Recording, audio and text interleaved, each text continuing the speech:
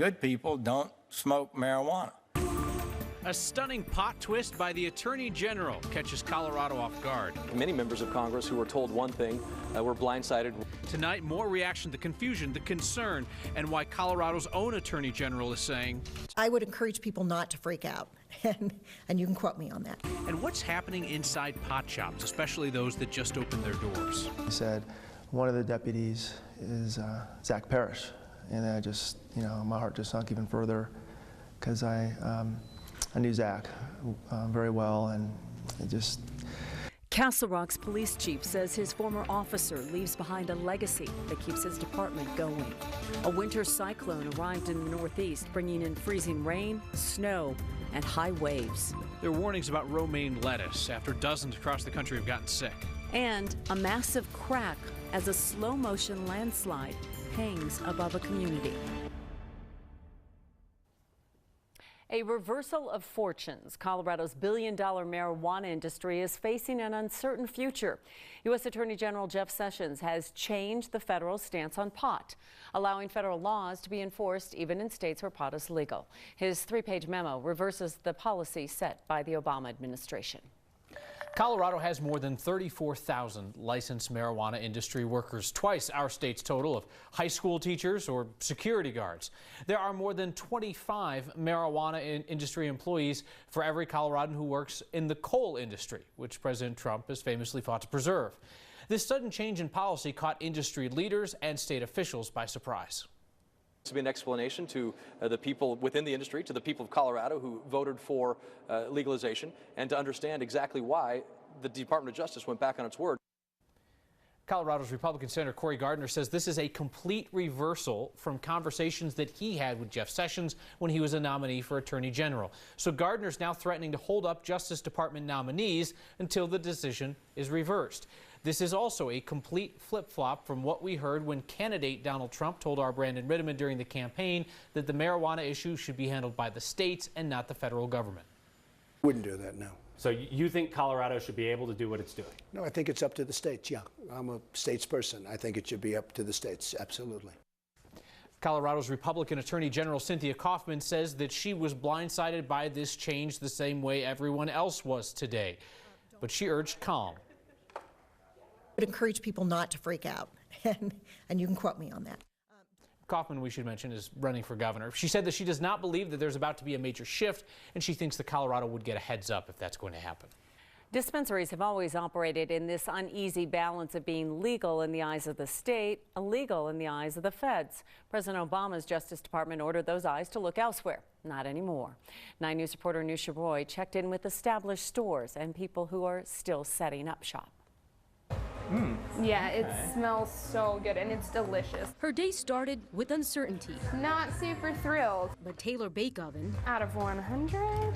still showed up to work at this Denver dispensary. And now we're being targeted and we have to worry on a daily basis about our jobs. And the owners still plan to expand. Coffee, and there's going to be retail. Rita Saluk seems unfazed by the Justice Department's announcement while waiting for a license to become the first business to allow on-site marijuana use in Denver. When it was illegal for so many years and attracted such a wrong crowd, and finally it's getting its good face, but not everybody agree with it and understands it and ready for it, and it takes time for people to be ready. In Denver alone, there are more than 1,100 active licenses operating out of 493 locations with 88 pending applications. Denver's licensing department says it'll keep processing the paperwork. We don't see this having an impact on how we're operating. Mirroring the Colorado governor's position. Federal law supersedes state law, so I can't stop that from happening.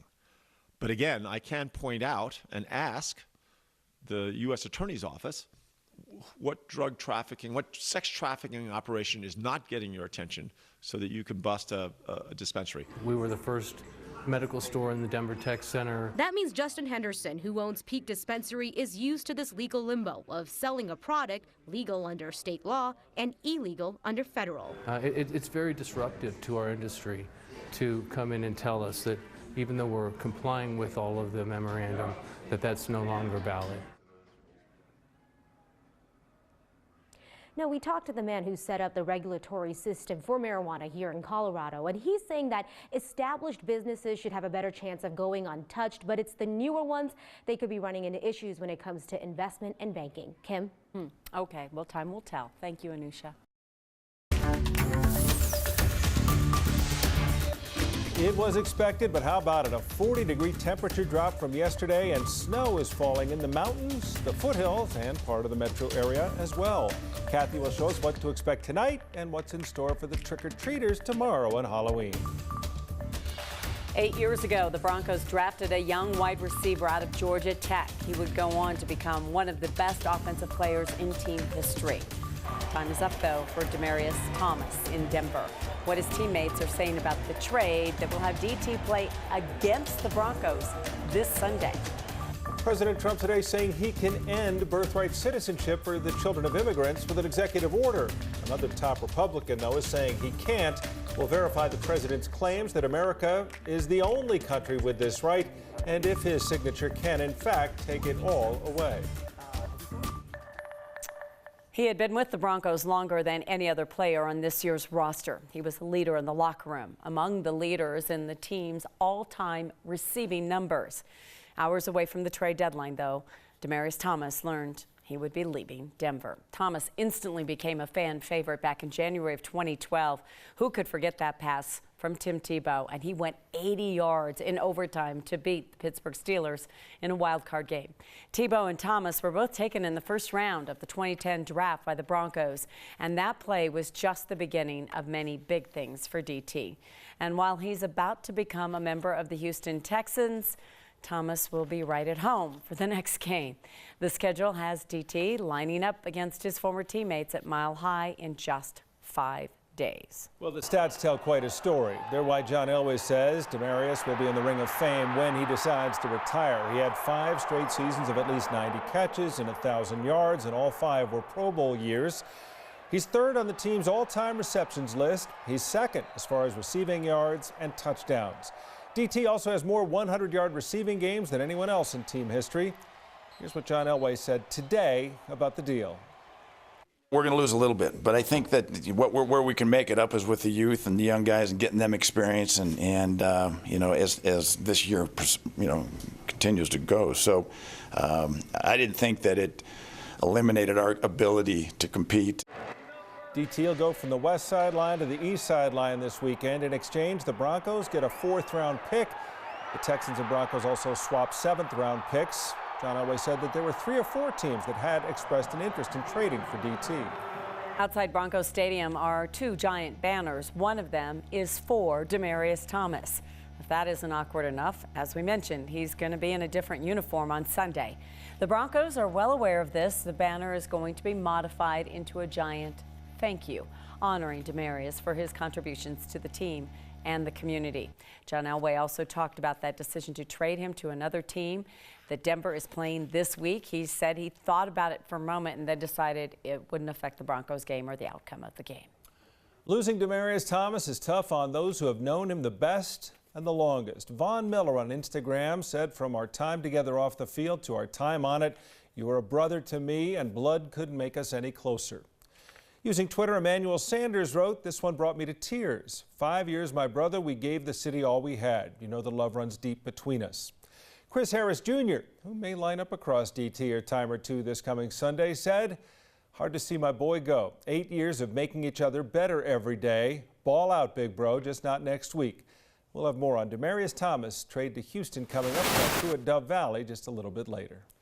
Another big story we're following tonight is the weather. We have seen snow starting to fall in the foothills, with some of those flakes starting to make it into the metro area. In the last few minutes, some light snow started to fall on I-25 in Lone Tree.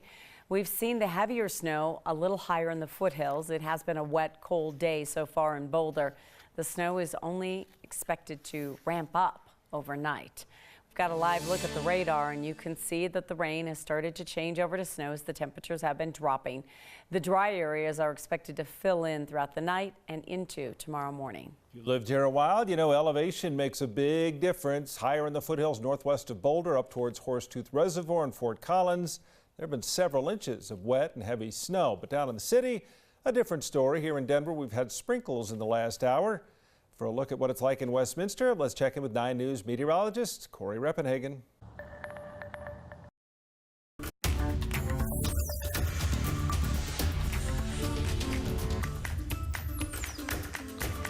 By show of hands, who here believes that someone who wouldn't have died will die if something doesn't change here? Still hot and dry. Everything, the grasses are matted and tamped down. I would just tell you, be vigilant. It's dangerous. Trained for emergency situations, and that's just exactly what it was. This is a calling that he has, and he did amazing. And I just said, oh my, I can't believe it. And then, of course, you can see it's in my bush. How much uncertainty is there? How much confidence do you have in how? Well, if you don't know, how am I going to know? Right. We start 9 News at 5 with powerful wind gusts once again blowing across parts of Colorado this afternoon. This ahead of a big change in the weather tomorrow. Today, it's creating more problems for firefighters, and late this afternoon, a new fire has shut down part of I-70. All of this happening as 2 of the largest fires in Colorado's history are currently burning. This is video from one of the fires burning on the El Paso-Pueblo County line. Aerial efforts to fight this fire had to be stopped today because someone was flying a drone in that area. That fire is the 117 fire. It started near mile marker 117 along I-25 earlier this week. It has now burned 41,000 acres. It's the 8th largest fire in Colorado history. 23 homes have been lost so far, although this morning that fire is 60% contained. As we mentioned, aerial views on that fire had to be stopped because of a drone this afternoon.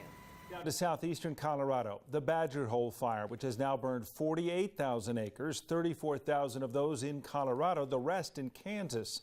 That fire has become the 10th largest in our state's history. As of this evening, they say it is 85% contained. And a developing situation on the west slope, a fire moving quickly near the town of Fruta. This fire actually started on an island in the middle of the Colorado River next to I-70 this afternoon, but jumped the river banks, crossing I-70. 30 to 50 acres have burned. No word as to when I-70 might be able to reopen out in that area, which is east of Grand Junction. And to a bit of a different story, Colorado's fire chiefs are fighting something they call the Gallagher fire. Now, instead of trees and homes, this is a fire they say is burning up their budgets with cuts. And 9 News political reporter Brandon Ritteman sat down with 4 Front Range fire chiefs who all say it's going to get somebody killed. By show of hands, who here believes that someone who wouldn't have died will die if something doesn't change here? Potential is certainly there. These 4 chiefs run fire districts in Arvada, Elizabeth, Golden, and Larkspur. We have 2 stations, and the potential is we'd go down to 1. That's in the Fairmount district near Golden. In Arvada, they've got parts of town growing and need a new fire station. We're putting it on hold right now because we don't know the full effect of this yet. This is budget cuts coming to fire departments because of something called the Gallagher Amendment, which is named for this guy. Do we want to become another New Jersey where you pay $10,000 to $12,000 a year in property taxes? I don't think so. To keep that from happening, he came up with a formula to balance how much property tax businesses pay versus homeowners. All of which means right now, if you own a house in Colorado, you only pay tax on 7.2% of it. Next year, that's expected to shrink to 6.1. This number used to be allowed to go up or down, but now it can only go down, thanks to another law that came later, the Taxpayers' Bill of Rights. Tabor. I think Tabor is messing up Gallagher. To prevent more cuts, the fire chiefs want lawmakers to block this change and freeze the percentage at 7.2. So you guys basically want to hit the pause button for 4 years. Exactly. And you've been talking to the state legislature about this. You've been talking to leaders of both parties in both chambers, and I hate to sort of paraphrase what you've told me about this, but it sounds like you feel like you're getting the runaround. We're getting nowhere. It feels like we've called 911 for help and nobody's answering. And they all say they understand the problem and that we need to do something, and then we can't get them off center to do anything. There is no bill to address this issue right now in the legislature, but there is talk of forming a committee to study it. Brandon Ritteman, 9 News. That's an issue that also affects other parts of local government, like county offices and sheriffs. And you can hear more of Brandon's interview with those fire chiefs Sunday morning on the show Balance of Power, right before Meet the Press. The fire danger is only getting worse across Colorado, and so are the dry conditions. For the first time since 2012, part of our state is now in that worst drought category. Pay close attention on the latest drought monitor map in southwestern Colorado, that corner. All or parts of 4 counties are now in what is called exceptional drought. Nearly a quarter of Colorado is in that level just below extreme drought. At the same time, recent storms have helped out northern Colorado. 15% of the state has no signs of drought. That's up 3% from last week. Well, those Tuesday winds gusted stronger than 80 miles an hour up and down the Front Range, and those gusts tore apart one tree in Louisville that took a branch down. It hit and killed a woman. It happened on Walnut Street with those winds hitting their peak about 2 o'clock on Tuesday. 62-year-old Lucinda Spencer was barely conscious when help did arrive. She died a day later from those injuries. Police say Spencer was moving into an apartment and had taken a break under the tree when the winds started to worsen. Gusts in that area peaked at 89 miles an hour around the time that she was hit by that falling branch. U.S. Airlines will be required to inspect their engines, specifically the fan blades. That new order follows the engine explosion on a Southwest flight that killed a passenger. Investigators believe a fan blade snapped off as the plane flew at 500 miles per hour over Pennsylvania. That problem sent shrapnel into the plane, shattering a window and briefly pulling a woman outside. That woman died, her death the first on a U.S. airliner in 8 years. And today we heard from one of the passengers who tried to save her life. When I went to the rear of the plane, and what took place back there, I'm going to leave out of respect for her family. I'm going to leave that alone. But I never was in fear of my life. I'm sure my family could speak otherwise, but I'm trained for emergency situations. And that's just exactly what it was.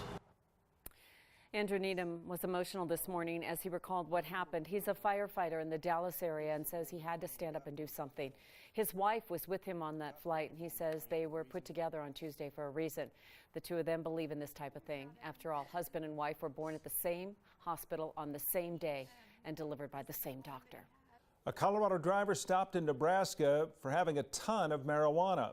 It's not hyperbole. He had actually just about a ton of pot in his van, 1,853 pounds to be exact. It was about this time yesterday when the trooper pulled over the van as it was driving on the shoulder of the highway in Fillmore County, about 120 miles southwest of Omaha. Well, during the traffic stop, a canine sensed troopers needed to take a look inside. The driver, 39-year-old Michael Cardis Marvada, now facing multiple charges. The Nebraska State Patrol estimating the value of the drug in the van to be more than $5 million. Streets are closed in downtown ahead of tomorrow's 420 events at Civic Center Park. 14th Avenue will be closed off between Bannock and Broadway as more than 75 vendors and food trucks will be there for tomorrow's event. The Mile High 420 Festival, as it's called, will celebrate all things cannabis. Some big name acts, including Lil Jon, Lil Wayne, will be there. The festival will start well before 420 tomorrow. It's all expected to really get started at 10 a.m.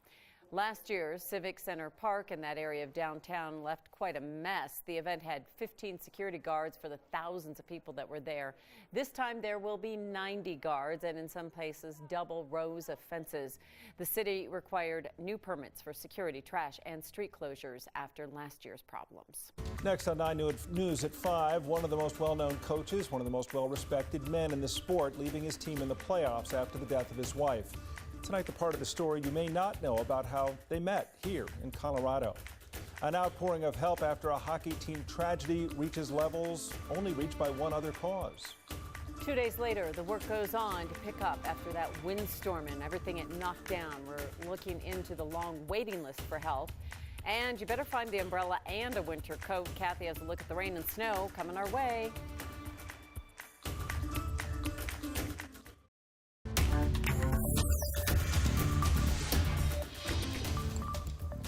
Denver Fire says it's been more than a decade since the city has seen a natural gas explosion like this one. We have a team report coming up about the blast that ripped apart homes on Santa Fe. In other news, the search is on across the state trying to find a missing pregnant woman and her 2 children, and we will hear from her husband coming up in a few minutes. The fire threat, well, it's returned to Colorado. We'll tell you about fast-moving flames that have forced evacuations. Disaster in Italy. A bridge over homes and businesses collapses during a storm. The latest on the search for survivors. It's still going on at this hour. And a dangerous and powerful opioid is used for the first time in a lethal injection as the death penalty returns to Nebraska. We start 9 News at 5 with a look from Sky 9. This is the scene of the explosion this afternoon. That hole you see in the center is in the midst of a multiplex. Here's what we know at this hour. 9 people injured by the blast, 7 of them treated at the scene. 2 more had to go to the hospital, including one person described as being in critical condition with severe burns. The explosion happening just after 1 p.m. right along Santa Fe at the corner of 4th. Witnesses a distance away from that location could still hear, even feel the blast when it happened, and some say they heard firefighters responding nearly immediately. We have team coverage from that scene this evening, starting with 9 News reporter Noel Brennan. Hey Tom, so we're right at the intersection, 4th and Santa Fe. I want to take you into what's left of this building that exploded, this natural gas explosion. You can see the roof, pieces of it, wooden beams just kind of sticking out up from that roof. We have some video too of what this scene looked like earlier as Denver Fire was here. We just got an update from Greg Pixley, the spokesperson for Denver Fire. He says that Xcel Energy has shut off natural gas to the affected area so that fire crews, investigators can get a bit closer. In fact, we have seen people finally going inside of the damaged building. Also, they're bringing in a cadaver dog to do a final search of that building. They don't necessarily believe, there have been no reports that someone is still inside, but they want to bring a cadaver dog in just to be absolutely safe. We talked to several people, homeowners who live right across the street or just a couple doors down. They felt this blast, literally, when it happened. I talked to the woman who lives right across the street in a duplex. All of the windows of her duplex are blown out. She was walking outside to her backyard when the explosion happened. It knocked her off her feet. A guy that lives 3 doors down across the street, he said he felt the blast too. It was so powerful, it knocked things that were on his wall to the floor inside of his house. So that's the story that we're hearing from so many people out here. 9 people were treated for this blast. 2 of them taken to the hospital, one in critical condition, the other had serious enough injuries that they were taken to the hospital. All paramedics here at the scene could tell us was that person was stable. The other 7 people were treated and released by Denver paramedics. But this is something that certainly everyone who lives nearby heard and has seen this afternoon. I want to hand it over to my colleague Ryan Harrer, who's been at 4th and Inca for hours talking to folks about what they saw and heard. Ryan? Yeah, no, we are just a block away from you here on the backside of this. Well, now it's an investigation. You can see all of the folks who've shown up here from the Denver Fire Department and the Denver Police Department to try to piece together exactly where this explosion started and how it happened. On the ground, even more fire crews have arrived to clean up the debris. There are just so many homes in the area, like you said, Noel, so many people that heard or saw something. People blocks away could hear that explosion, felt their house shake. Almost immediately after arriving here, we saw investigators speaking with witnesses, one woman who had bandages all over her feet, clearly bothered by what she saw earlier today. I spoke to one man who smelled something before the explosion and another man who saw the aftermath. Well, we turned the corner and I thought, I think I smell natural gas because you smell that egg smell. And I thought, wow, it really stinks. And next thing I knew, I got a phone call from one of my friends, and he said, hey, what happened down there? And he had nothing but dust on him, the one guy I saw, nothing but his drawers on, and he was bleeding from the chest. They were treating people for glass, I think, because they were worried about their feet and their arms and their face when I got down here. And like I said, it was just like an earthquake hit. We know that during explosions like this, during fires of any kind, it can take quite some time before we know exactly what happened. It takes a while to get to the bottom of an investigation like this, but so much of that work is done in the next couple of hours. There's a firefighting team up above the scene right now in a bucket taking pictures as we have clouds moving in. I'm sure they're going to want to act fast and gather as much material as they can before they take it back to labs and try to piece together this puzzle. Mayor Hancock stopped by a couple of hours ago, too, to see the biggest explosion in a decade in the city of Denver. Guys? They also have survivors who may help tell the tale as well, so they'll have an opportunity to learn whatever they can from them. Ryan, Noel, thanks very much.